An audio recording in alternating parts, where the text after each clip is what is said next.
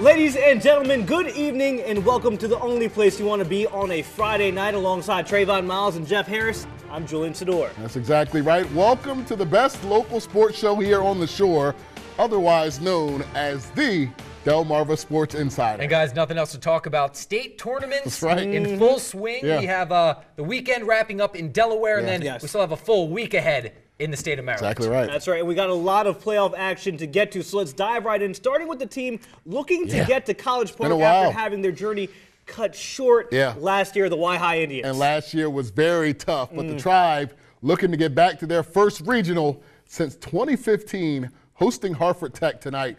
And this will be a great game. First half, off the missed shot. Jaden Baker with the rebound and one. He's flexing, too. The Tribe goes up early. Hartford Tech slow to get out of the gates, but they would recover. Here's TJ Lowry leaving for an easy bucket in transition. That cuts the Y-High lead to just 4, but the Tribe would answer back. 8-0 run throughout the second. There's Baker cutting to the basket. Tribe going into the halftime break with an 11-point lead, and then this guy made a run. Jalen Dangerfield with the and one, and the free throw was good.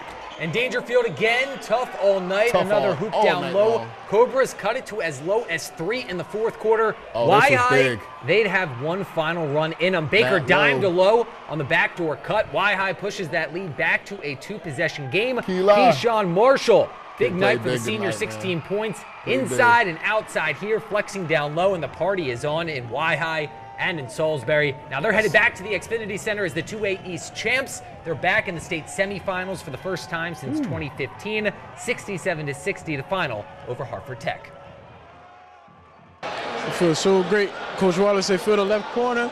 That was the job last year, but I think we got a chance to get it this year. It's like a dream come true. That feeling that we had last year, nobody wants to feel that again. So we knew that we had to come through this year, no matter how many losses or what the critics said about it. So it's a good feeling. As the season wore on, I thought we had a shot. The 2A East region is tough. It's real tough. It always has been.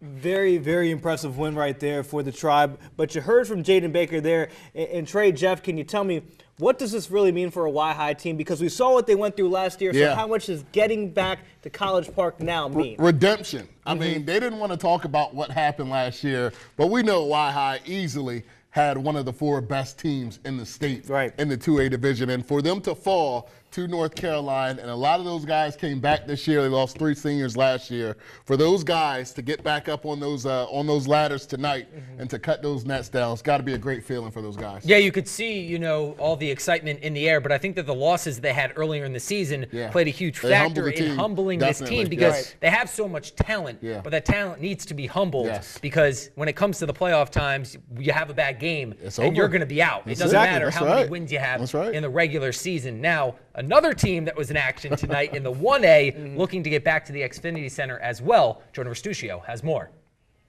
We can't forget about our friends in the 1A East Final. It was a long road trip for Chris Field, visiting undefeated Havre de Grace. Winner heads to the Xfinity Center as regional champions. Crabbers in a hole early after a pregame technical foul, but able to find some offense. Justin Cohen give and go to Rykel Waters for the lay-in. Warriors, they'd get out and run like they're used to doing. Gary Gibson hangs in the air, knocks down the tough shot. So time winding down in the first. Christian Crawford, he's been hot these last couple games, drains the triple at the horn to cut it to within 1. Fast forward to the second half, and right out of the break, Havre de Grace, the home team, goes on a 6-0 run. Courtray Fontaine, remember, on the bench, 4 fouls. This capped off by Josiah Scott Eurostep. But Chris Field, look at this. Courtray Fontaine back in the game and 1. Doesn't care about his 4 fouls. Final 30 seconds, still down 1. Justin Cohen to the line, sinks both free throws, so Chris Field has the lead. Last chance for the Warriors, no good. Chris Field, if you want to join a nice party, just head down to Somerset County when that bus pulls up. 72-66 over previously undefeated HDG. For more from tonight, we'll send it out to Drew Williams. Guys, what a night it was for the Crisfield Crabbers, able to take down Havre de Grace, a team that a lot of people were expecting coming into this game undefeated to just roll over the Crabbers unless you're from the Bayside South. This was a team everyone had faith in, and their senior Justin Cohen was the main reason why. 21 points for this young man, and also getting some help from Courtray Fontaine, who got into some early foul trouble. He had 3 fouls and had to sit the final 2 minutes of the second quarter, and then came into the third, got his 4th foul very quickly, sat the entire quarter, but came into the 4th and provided a big spot. Huge in rebounding, defense, everything you need to get from this young man. He was tremendous in a great game. The Crabbers are headed to the Xfinity Center, and needless to say, they are excited to do so. I thought they had to endure a lot of negativity from the jump, and they did it. They came closer together tonight than they've been all year. So, well, I just think I was like working harder to trying to get the bucket to lower the deficit, so we had a better chance of winning the game. Man, we've been playing together for years, man. This is nothing new. Yeah, it's nothing new. But for now, reporting up in Havre de Grace High School, I'm Drew Williams. We'll send it back to you guys inside the studio. All right, Drew, we'll go over to the girls. After winning the Bayside Conference a few seasons ago, the James M. Bennett girls basketball team fell short of that goal this year. But after that was out of the question, it seemed like the Lady Clippers sort of shifted their sights on something even bigger this season. JMB hosting Chesapeake from Anne Arundel County in the section final. Lady Clippers out and running. Makara Hansen, nice move, gets the layup to go. Later, Hansen up to Zaire Smullen. Peanut, she lays it in for 2 more. And then just as the first quarter comes to a close, Chesapeake's Haley Downing lines one up to beat the buzzer.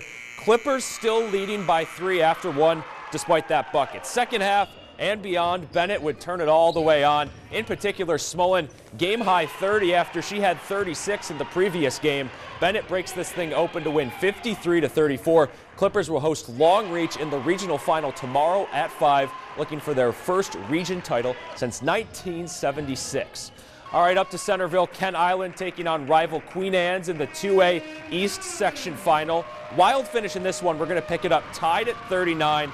22 seconds to play. Abby Blanchard misses the front end of a 1-and-1, but Kendall Moxie puts it back. So Lions up 2. KI doesn't call timeout. Aria Clark, who's been in for the game for all of about 30 seconds, just throws it up. Bucks up 42-41 with 10 seconds left. Queen Anne's calls a timeout, and this is the play they get. Blanchard inbounds with a chance to win it, pulls up at the baseline as time expires. Queen Anne's, they're advancing to the regional final on Saturday, 43-42. I just thought I was going to get it, dribble it down, and then pass to one of our wings who are good at shooting, and they were going to make it. Abby, you're going to get the ball and just drive as hard as you can to the basket and pass it off or just throw it up there. And I threw it up there, and it went in. Throw it up you did. To Somerset County, 2 county rivals, Washington and Crisfield for the 1A section final. All Jags early off the steal to Janae Williams. She knocks down the wide open jumper. Now it's Williams to Alexis Brinkley. She knocks down the 3. Jags go on a 17-3 run. Time winding down in the half. Evie Potter, she's going to pull up from almost half court, almost hit the ceiling. But that's her 1,000th career point to end the half. And that makes it a 7-point game. Congratulations to Evie. So second half, and the Crabbers climb all the way back in this one. Kayla Collins, she hits the triple, 19 for her on the night. So game tied at 49, under a minute to play. Crabbers turn it over, and Williams hits the game winner, another one, to send the Lady Jags to the regional finals as they defeat Crisfield 57-52. We'll toss it back over to the desk. Obviously a huge night for the Bayside and a huge week for the Bayside, really, when we're talking about it. Gentlemen, your thoughts on a week full of high-intensity playoff action? Oh, man, it's got to be the thrill of tonight of these regional championships, man. I mean, Crisfield, Wahai, we debated all year long about a coin flip and who was better and who would better represent the South.